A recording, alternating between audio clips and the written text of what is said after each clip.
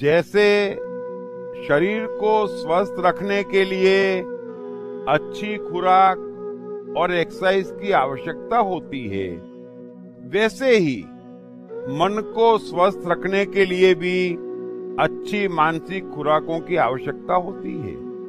और भगवत गीता इस मामले में बेजोड़ है। इसलिए मैं सबसे कहूंगा, रोज सुबह 10-20 मिनट आंख बंद करके शांति से गीता सुने। आपका दिन और आपका जीवन सब कुछ बदल जाएगा। भगवत गीता अध्याय 2 सांख्य योग। पहले अध्याय में आपने अर्जुन का विषाद, उसका दुख, उसकी दुविधा जानी। अब श्री कृष्ण उसका उत्तर देंगे और इस अध्याय का नाम है सांख्य योग। इसमें अर्जुन की कायरता तथा उसके भ्रम को लेकर विश्लेषण है, उसका एनालिसिस है। दोस्तों, यहां से शुरुआत होती है उस ज्ञान की जिसके लिए भगवत गीता दुनिया का सबसे महानतम ग्रंथ और ज्ञान का भंडार माना जाता है।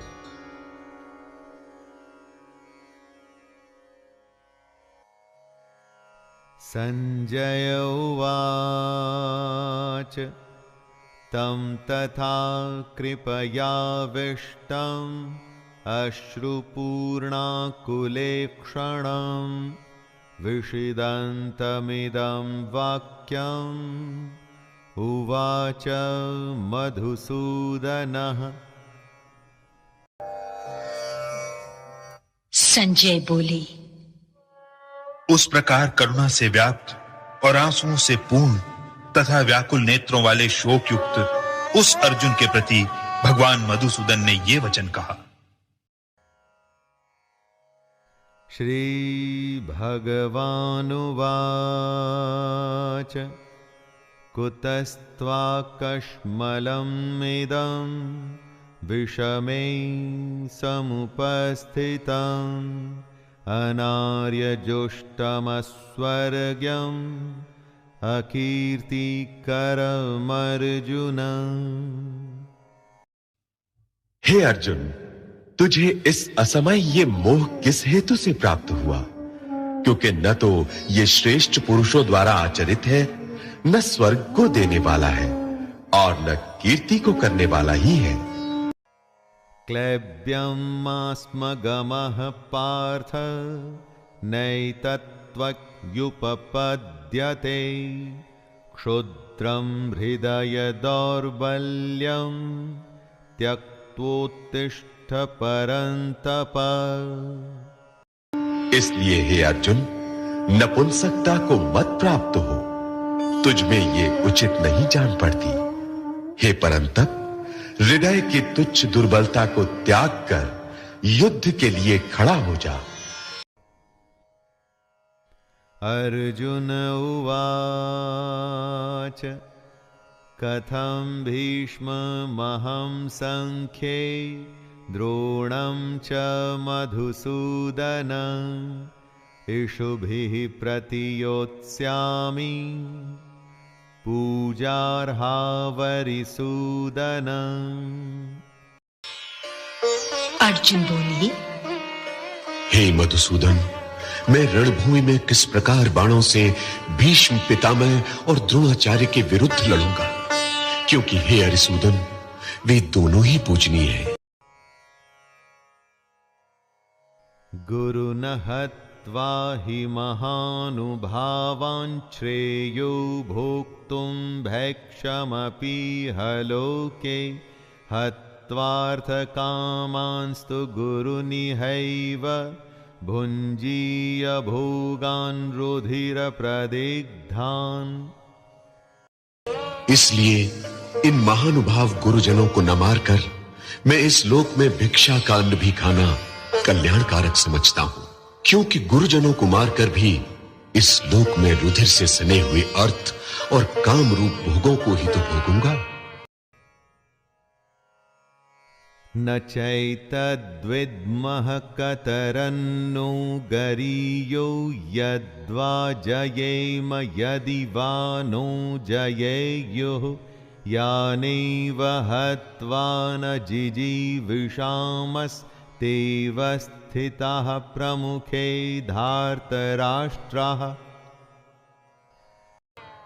हम ये भी नहीं जानते कि हमारे लिए युद्ध करना और न करना इन दोनों में से कौन सा श्रेष्ठ है, अथवा ये भी नहीं जानते कि उन्हें हम जीतेंगे या हमको वे जीतेंगे।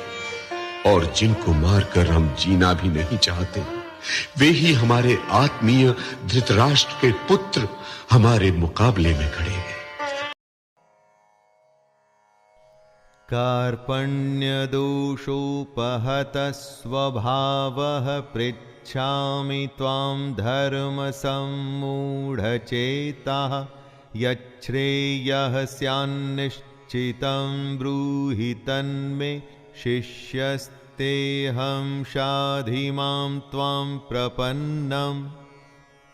इसलिए कायरता रूप दोष से उपहत हुए स्वभाव वाला तथा धर्म के विषय के मोह चित्त हुआ मैं आपसे पूछता हूं कि जो साधन निश्चित कल्याणकारक हो वो मेरे लिए कहिए, क्योंकि मैं आपका शिष्य हूं।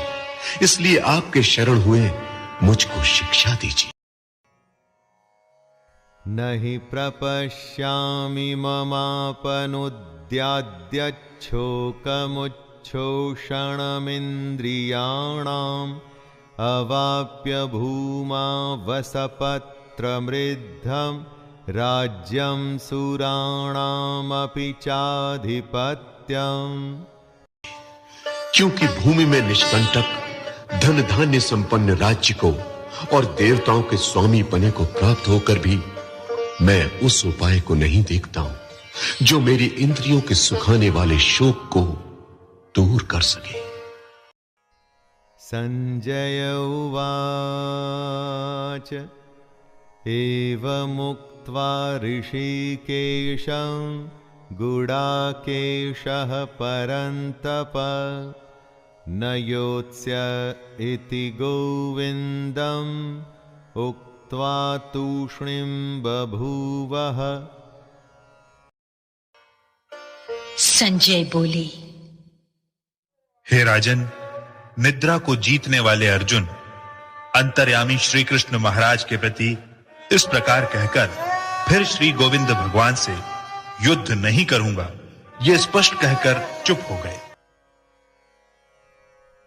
तमुवाच ऋषिकेशः प्रहसन्निव भारत सेनयोरुभयोर्मध्ये विषिदन्तम् इदं वचः।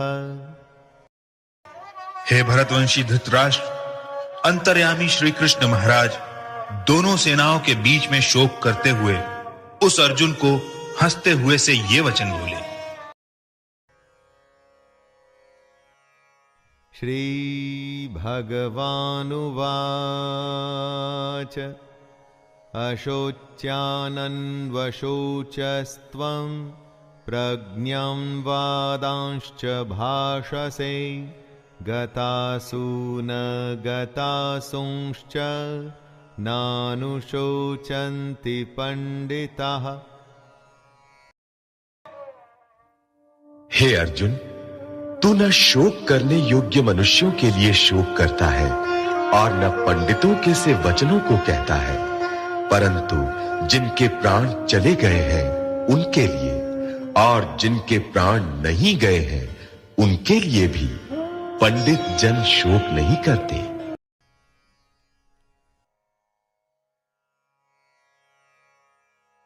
न त्वैवाहं जातु नासं न त्वं नेमे जनाधिपः न चैव न भविष्यामः सर्वे वयमतः परम्। न तो ऐसा ही है कि मैं किसी काल में नहीं था, तू नहीं था, अथवा ये राजा लोग नहीं थे, और न ऐसा ही है कि इसके आगे हम सब नहीं रहेंगे। देहिनोऽस्मिन् यथा देहे कौमारं यौवनं जरा तथा देहान्तरप्राप्तिर्धीरस्तत्र न मुह्यते। जैसे जीवात्मा की इस देह में बालकपन, जवानी और वृद्धावस्था होती है, वैसे ही अन्य शरीर की प्राप्ति होती है। उस विषय में धीर पुरुष मोहित नहीं होता।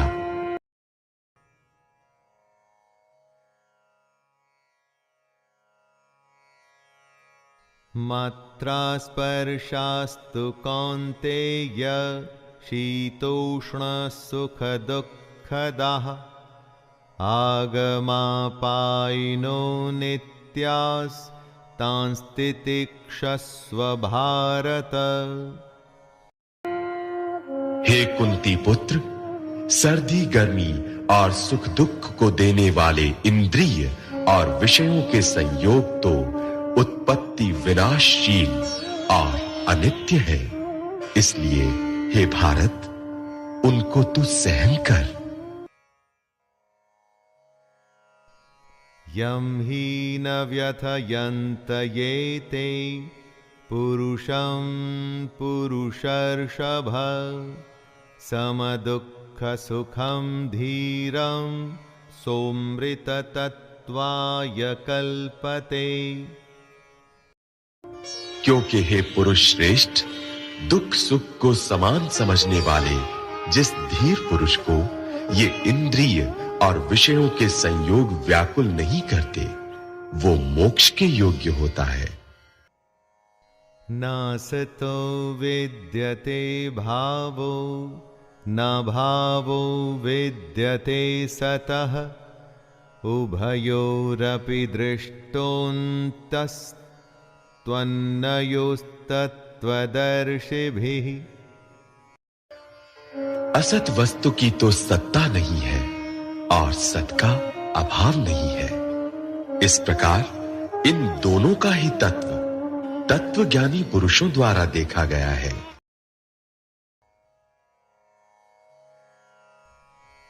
अविनाशी तु तद्विद्धि येन सर्वम् इदं ततं विनाशमव्ययस्यास्य न कश्चित् कर्तुमर्हति। नाश रहित तो तू उसको जान जिससे ये संपूर्ण जगत दृश्य वर्ग व्याप्त है। इस अविनाशी का विनाश करने में कोई भी समर्थ नहीं है। अंतवंत इमे देहा नित्यस्योक्ताः शरीरिणः अनाशिनो प्रमेयस्य तस्माद्युध्यस्व भारत।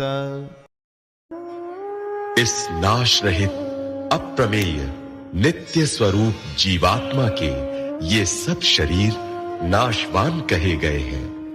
इसलिए हे भरतवंशी अर्जुन, तू युद्ध कर। य एनं वेत्ति हन्तारं यश्चैनं मन्यते हतम् उभौ तौ न विजानीतो नायं हन्ति न हन्यते। जो इस आत्मा को मारने वाला समझता है तथा जो इसको मरा मानता है, वे दोनों ही नहीं जानते, क्योंकि ये आत्मा वास्तव में न तो किसी को मारता है और न किसी के द्वारा मारा जाता है।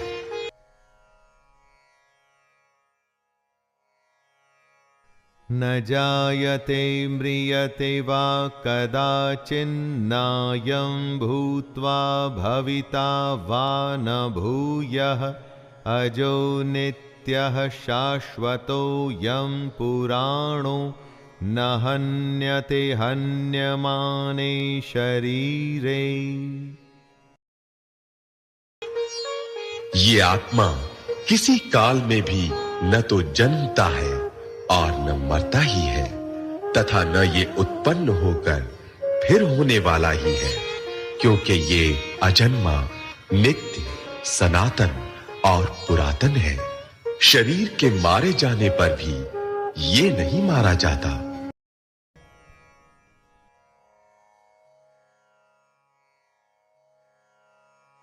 वेदा विनाशिनं नित्यं य एनमजमव्ययम्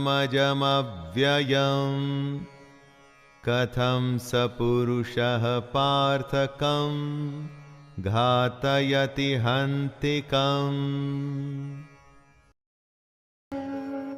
हे पृथा पुत्र अर्जुन, जो पुरुष इस आत्मा को नाश रहित, नित्य, अजन्मा और अव्यय जानता है, वो पुरुष कैसे किसको मरवाता है और कैसे किसको मारता है।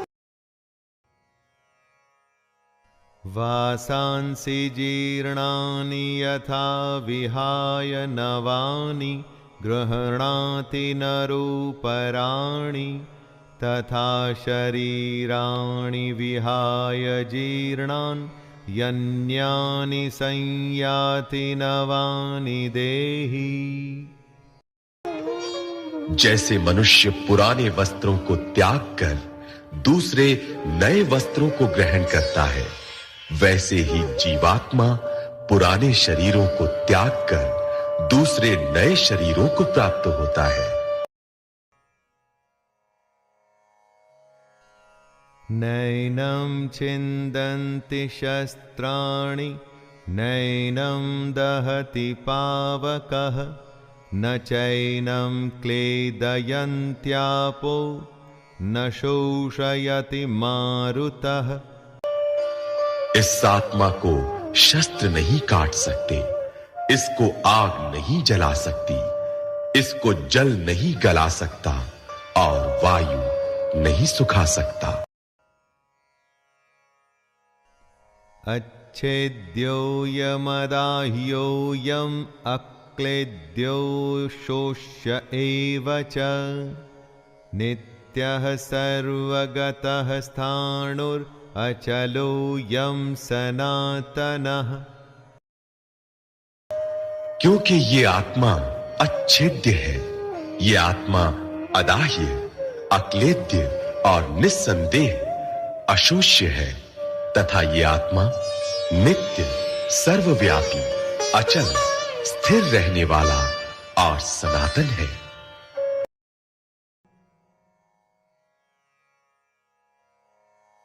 अव्यक्तोऽयमचिन्त्योऽयम् अविकार्योमुच्यते तस्मादेवं विदित्वैनं नानुशोचितुमर्हसि। ये आत्मा अव्यक्त है, ये आत्मा अचिंत्य है और ये आत्मा विकार रहित कहा जाता है। इससे हे अर्जुन, इस आत्मा को उपर्युक्त प्रकार से जानकर तू शोक करने के योग्य नहीं है, अर्थात तुझे शोक करना उचित नहीं है। अथ चैनं नित्यजातं नित्यं वा मन्यसे मृतं तथापि त्वं महाबाहो नैवं शोचितुमर्हसि। किंतु यदि तू इस आत्मा को सदा जन्मने वाला और सदा मरने वाला मानता हो, तो भी हे महाबाहो, तू इस प्रकार शोक करने के योग्य नहीं है। जातस्तहि ध्रुवो मृत्युर्ध्रुवं जन्म मृतस्य च तस्मादपरिहार्येऽर्थे न त्वं शोचितुमर्हसि। क्योंकि इस मान्यता के अनुसार जन्मे हुए की मृत्यु निश्चित है और मरे हुए का जन्म निश्चित है, इससे भी इस बिना उपाय वाले विषय में तू शोक करने के योग्य नहीं है। अव्यक्तादीनि भूतानि व्यक्तमध्यानि भारत अव्यक्तनिधनान्येव तत्र यत्र का परिदेवना। हे अर्जुन, संपूर्ण प्राणी जन्म से पहले अप्रकट थे और मरने के बाद भी अप्रकट हो जाने वाले हैं, केवल बीच में ही प्रकट हैं। फिर ऐसी स्थिति में क्या शोक करना है? आश्चर्यवत् पश्यति कश्चिदेनमाश्चर्यवद्वदति तथैव चान्यः आश्चर्यवच्चैनमन्यः शृणोति श्रुत्वाप्येनं वेद न चैव कश्चित्।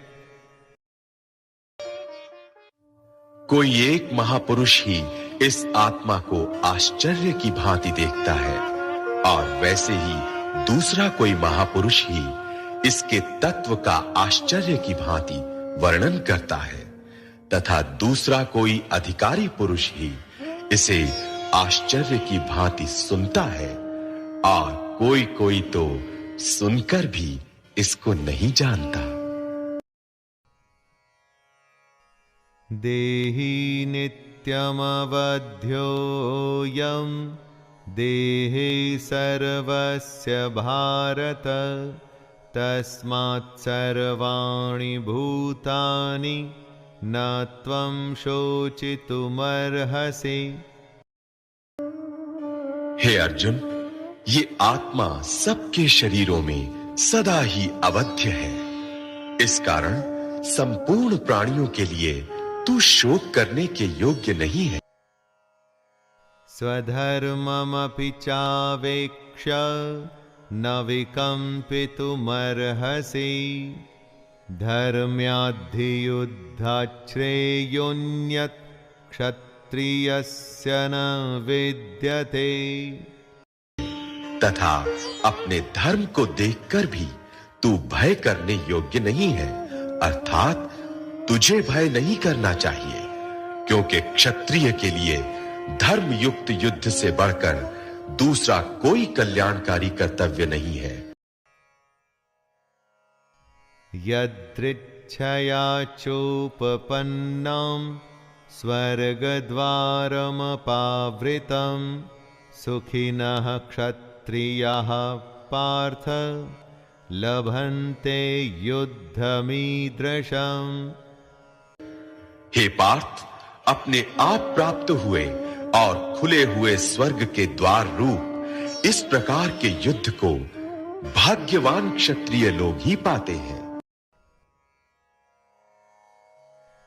अथ चेत्त्वमिमं धर्म्यं संग्रामं न करिष्यसि ततः स्वधर्मं कीर्तिं च हित्वा पापमवाप्स्यसि। किंतु यदि तू इस धर्म युक्त युद्ध को नहीं करेगा तो स्वधर्म और कीर्ति को खोकर पाप को प्राप्त होगा। अकीर्तिं चापि भूतानि कथयिष्यन्ति ते व्ययां संभावितस्य चाकीर्तिर्मरणादतिरिच्यते। तथा सब लोग तेरी बहुत काल तक रहने वाली अपकीर्ति का भी कथन करेंगे, और माननीय पुरुष के लिए अपकीर्ति मरण से भी बढ़कर है। भयाद्रणादुपरतं मंस यन्ते त्वां महारथाः येषां च त्वं बहुमतो भूत्वा यास्यसि लाघवम्।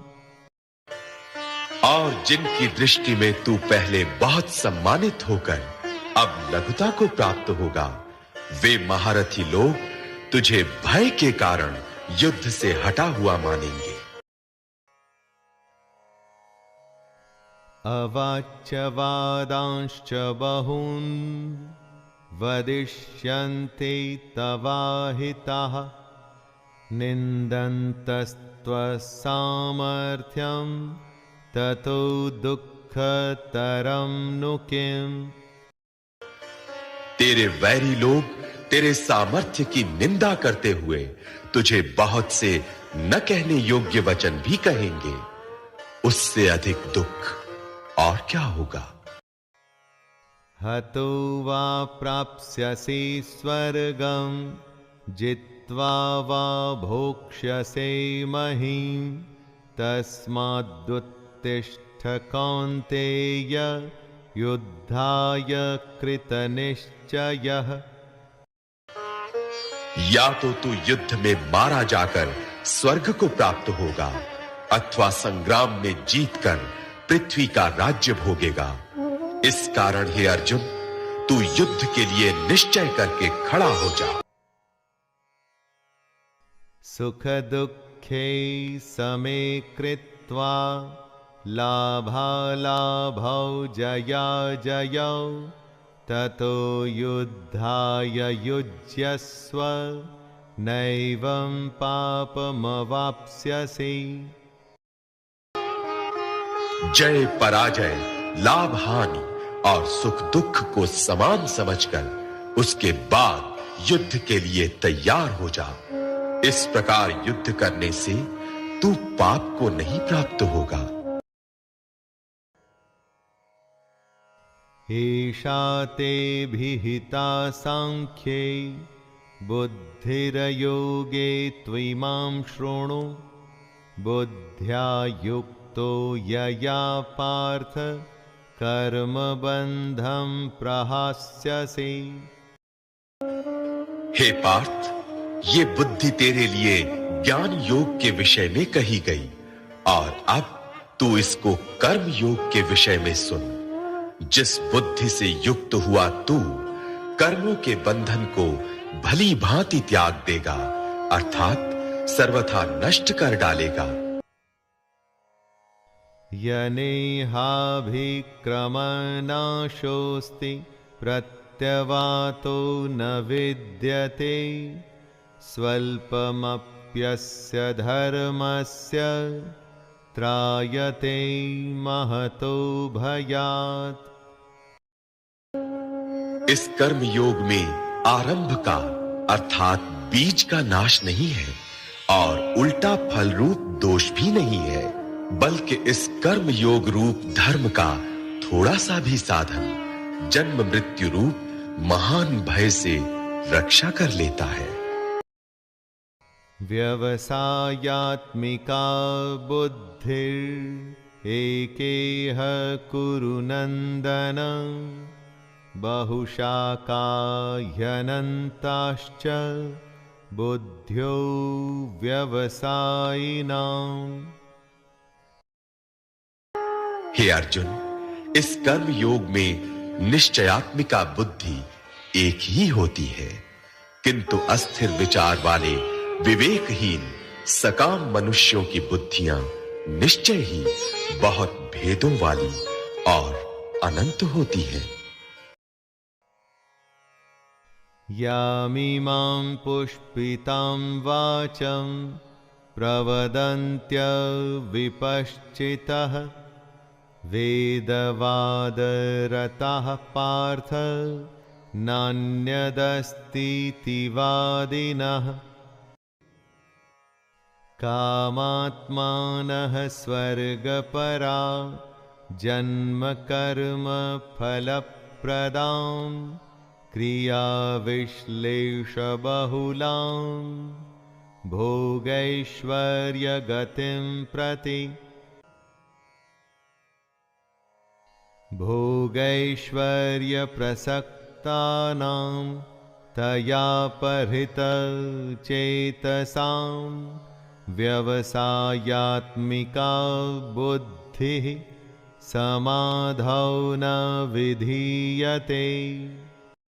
हे अर्जुन, जो भोगों में तन्मय हो रहे हैं, जो कर्म फल के प्रशंसक वेद वाक्यों में ही प्रीति रखते हैं, जिनकी बुद्धि में स्वर्ग ही परम प्राप्य वस्तु है और जो स्वर्ग से बढ़कर दूसरी कोई वस्तु ही नहीं है, ऐसा कहने वाले हैं, वे अविवेकी जन इस प्रकार की जिस पुष्पित अर्थात दिखाऊ शोभा युक्त वाणी को कहा करते हैं, जो कि जन्म रूप कर्म फल देने वाली एवं भोग तथा ऐश्वर्य की प्राप्ति के लिए नाना प्रकार की बहुत सी क्रियाओं का वर्णन करने वाली है।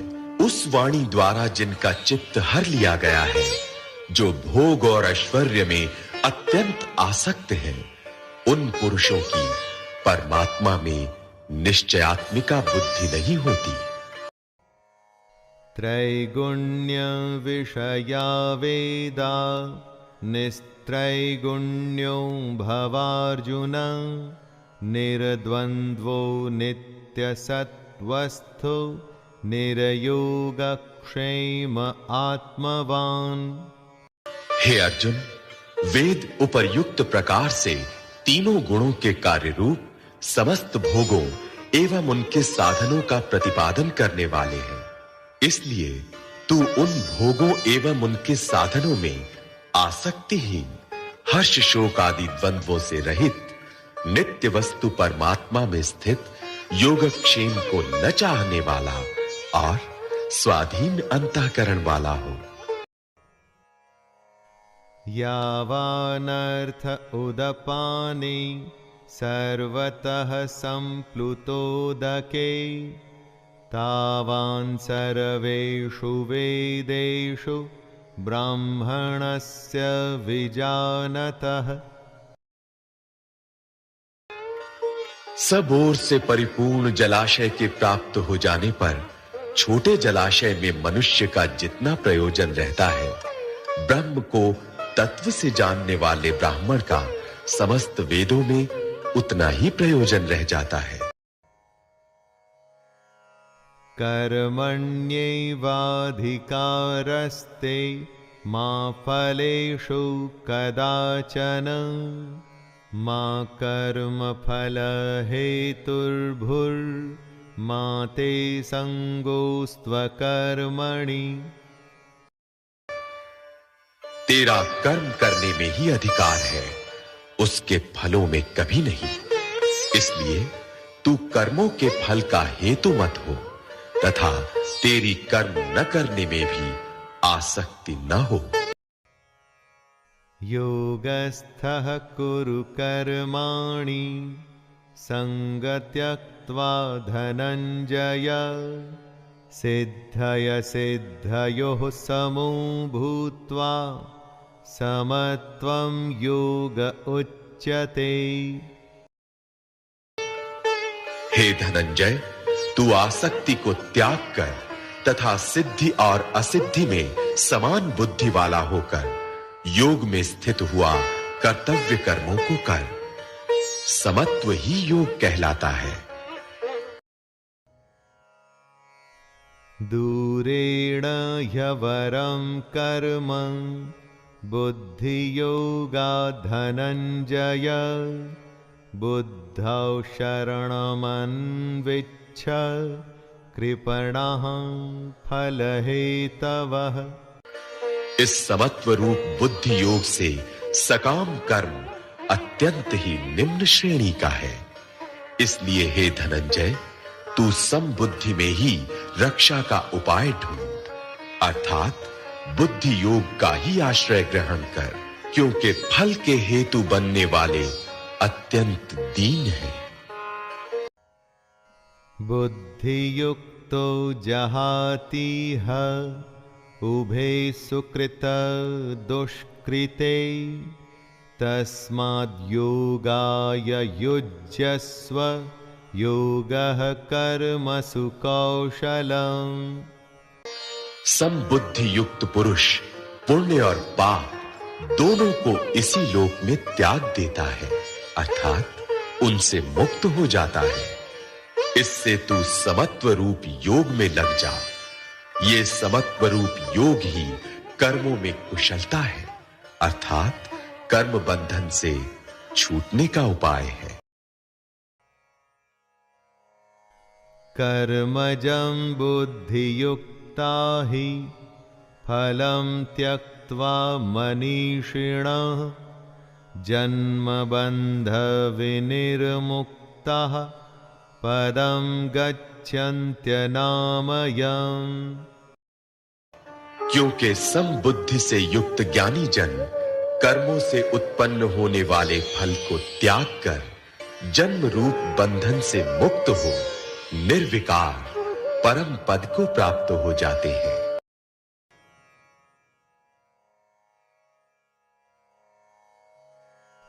यदा ते मोहकलिलं बुद्धिर्व्यतितरिष्यति तदा गन्तासि निर्वेदं श्रोतव्यस्य श्रुतस्य च। जिस काल में तेरी बुद्धि मोह रूप दलदल को भली भांति पार कर जाएगी, उस समय तू सुने हुए और सुनने में आने वाले इस लोक और परलोक संबंधी सभी भोगों से वैराग्य को प्राप्त हो जाएगा। श्रुति विप्रतिपन्ना ते यदा स्थास्यति निश्चला समाधावचला बुद्धिस्तदा योगमवाप्स्यसि। भांति भांति के वचनों को सुनने से विचलित हुई तेरी बुद्धि जब परमात्मा में अचल और स्थिर ठहर जाएगी, तब तू योग को प्राप्त हो जाएगा, अर्थात तेरा परमात्मा से नित्य संयोग हो जाएगा। अर्जुन उवाच स्थितप्रज्ञस्य का भाषा समाधिस्थस्य केशव स्थितधिः किं प्रभाषेत किमासीत व्रजेत किम्। अर्जुन बोले, हे केशव, समाधि में स्थित परमात्मा को प्राप्त हुए स्थिर बुद्धि पुरुष का क्या लक्षण है? वो स्थिर बुद्धि पुरुष कैसे बोलता है, कैसे बैठता है और कैसे चलता है? श्री भगवानुवाच प्रजहाति यदा कामान् सर्वान् पार्थ मनोगतान् आत्मयैवात्मना तुष्टः स्थितप्रज्ञस्तदोच्यते। श्री कृष्ण बोले, हे अर्जुन, जिस काल में ये पुरुष मन में स्थित संपूर्ण कामनाओं को भली भांति त्याग देता है और आत्मा से आत्मा में ही संतुष्ट रहता है, उस काल में वो स्थित प्रज्ञ कहा जाता है। दुःखेष्वनुद्विग्न मनः सुखेषु विगतस्पृहः वीतराग भयक्रोधः स्थितधीर्मुनिरुच्यते। दुखों की प्राप्ति होने पर जिसके मन में उद्वेग नहीं होता, सुखों की प्राप्ति में जो सर्वथा निःस्पृह है तथा जिसके राग, भय और क्रोध नष्ट हो गए हैं, ऐसा मुनि स्थिर बुद्धि कहा जाता है।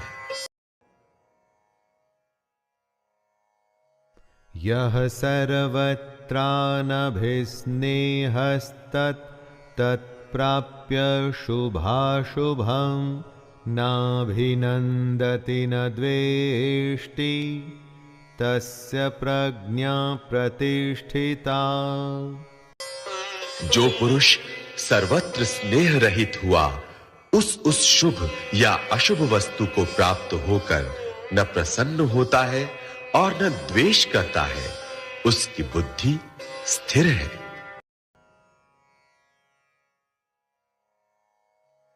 यदा संहरति चायं कूर्मोऽङ्गनीव सर्वशः इन्द्रियाणीन्द्रियार्थेभ्यस्तस्य प्रज्ञा प्रतिष्ठिता। और कछुआ सब ओर से अपने अंगों को जैसे समेट लेता है, वैसे ही जब ये पुरुष इंद्रियों के विषयों से इंद्रियों को सब प्रकार से हटा लेता है, तब उसकी बुद्धि स्थिर है।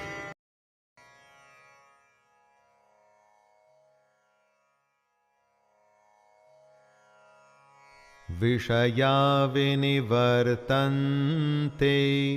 निराहारस्य देहिनः रसवर्जं रसोऽप्यस्य परं दृष्ट्वा निवर्तते। इंद्रियों के द्वारा विषयों को ग्रहण न करने वाले पुरुष के भी केवल विषय तो निवृत्त हो जाते हैं, परंतु उनमें रहने वाली आसक्ति निवृत्त नहीं होती। स्थित प्रज्ञ पुरुष की तो आसक्ति भी परमात्मा का साक्षात्कार करके निवृत्त हो जाती है। यततो ह्यापि कौन्तेय पुरुषस्य विपश्चितः इन्द्रियाणि प्रमाथीनि हरन्ते प्रसभं मनः। हे अर्जुन, आसक्ति का नाश न होने के कारण ये प्रमथन स्वभाव वाली इंद्रियां यत्न करते हुए बुद्धिमान पुरुष के मन को भी बलात्कार से हर लेती है।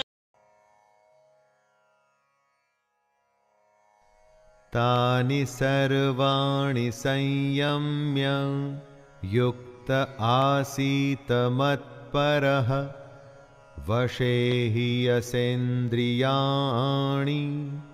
तस्य प्रज्ञा प्रतिष्ठिता।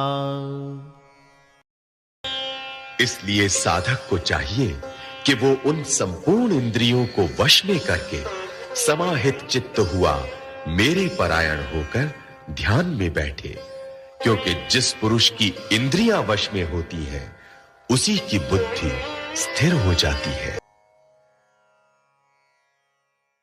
ध्यायतो विषयान् पुंसः संगस्तेषुपजायते संगात् संजायते कामः कामात् क्रोधोऽभिजायते।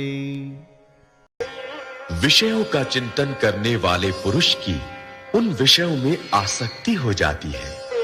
आसक्ति से उन विषयों की कामना उत्पन्न होती है और कामना में विघ्न पड़ने से क्रोध उत्पन्न होता है।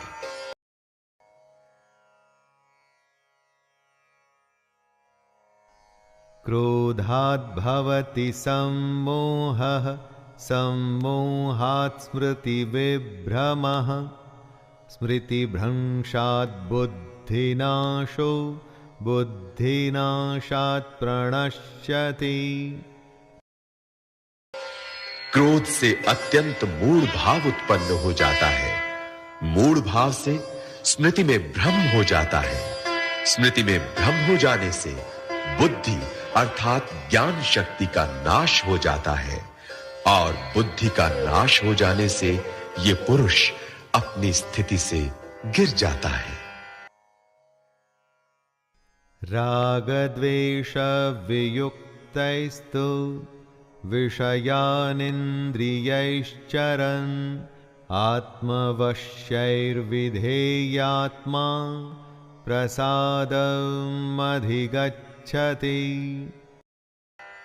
परंतु अपने अधीन किए हुए अंतःकरण वाला साधक अपने वश में की हुई राग द्वेष से रहित इंद्रियों द्वारा विषयों में विचरण करता हुआ अंतःकरण की प्रसन्नता को प्राप्त होता है।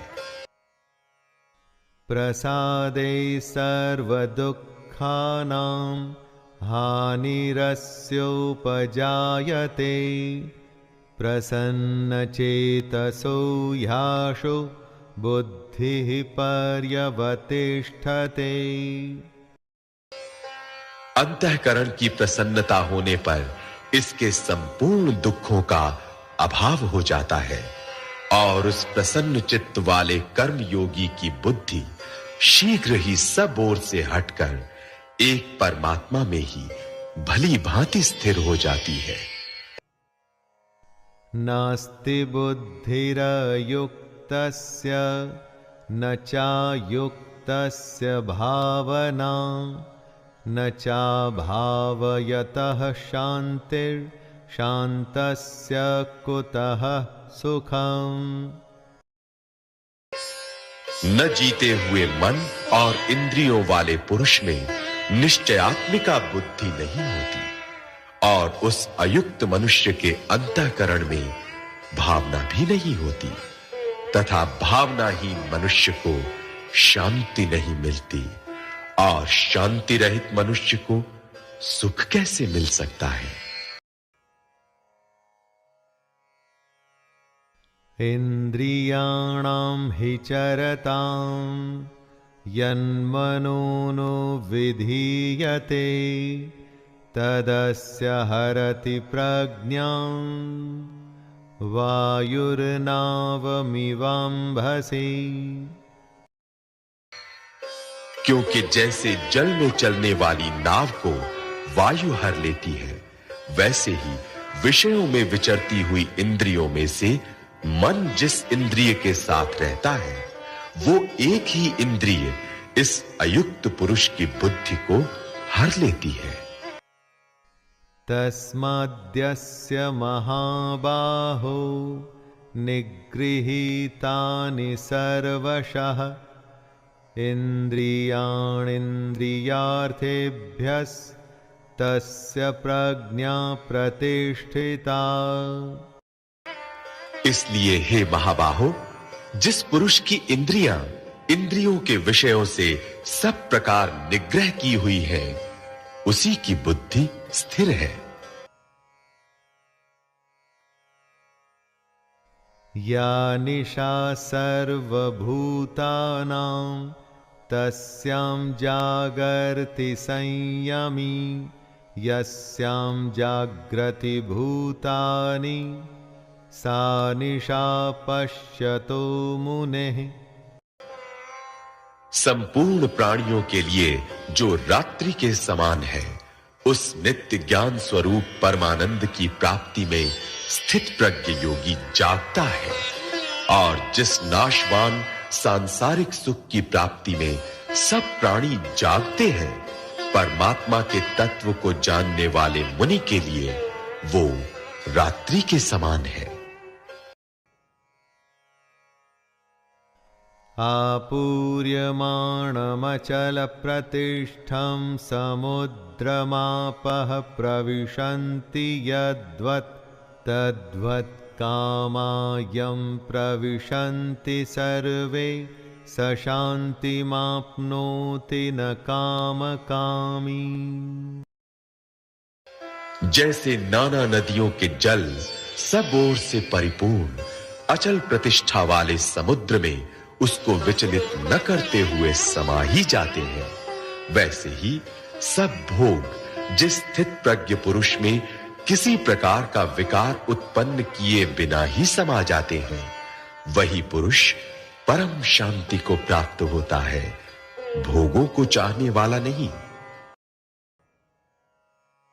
विहाय कामान्यः सर्वान् पुमांश्चरति निःस्पृहः निर्ममो निरहंकारः स शान्तिमधिगच्छति। जो पुरुष संपूर्ण कामनाओं को त्याग कर ममता रहित, अहंकार रहित और स्पृहा रहित हुआ विचरता है, वही शांति को प्राप्त होता है, अर्थात वो शांति को प्राप्त है।